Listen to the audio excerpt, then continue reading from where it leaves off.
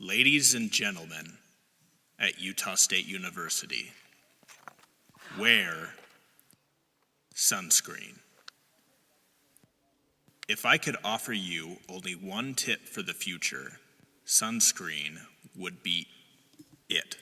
The long-term benefits of sunscreen have been proved by scientists, whereas the rest of my advice has no basis more reliable than my own meandering experience. I will dispense this advice now. Enjoy the power and beauty of your youth. Oh, never mind. You will not understand the power and beauty of your youth until they have faded. But trust me, in 20 years, you'll look back at photos of yourself and recall in a way you can't grasp now how much possibility lay before you and how fabulous you really looked. You are not as fat as you imagine. Don't worry about the future. Or worry, but know that worrying is as effective as trying to solve an algebra equation by chewing bubble gum. The real troubles in your life are apt to be the things that never crossed your worried mind, the kind that blindside you at 4 p.m. on some idle Tuesday. Do one thing every day that scares you. Sing.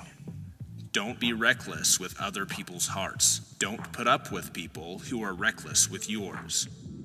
Floss. Don't waste your time on jealousy. Sometimes you're ahead, sometimes you're behind. The race is long, and in the end, it's only with yourself. Remember the compliments you receive, forget the insults. If you succeed in doing this, tell me how. Keep your old love letters. Throw away your old bank statements. Stretch. Don't feel guilty if you don't know what you want to do with your life. The most interesting people I know did not know at 22 what they wanted to do with their lives. Some of the most interesting 40-year-olds I know still don't. Get plenty of calcium. Be kind to your knees. You'll miss them when they're gone. Maybe you'll marry. Maybe you won't. Maybe you'll have children. Maybe you won't. Maybe you'll divorce at 40. Maybe you'll dance the funky chicken on your 75th wedding anniversary. Whatever you do, don't congratulate yourself too much or berate yourself either. Your choices are half chance. So are everybody else's. Enjoy your body. Use it every way you can. Don't be afraid of it or what other people think of it. It's the greatest instrument you'll ever own. Dance. Even if you have nowhere to do it but in your own living room.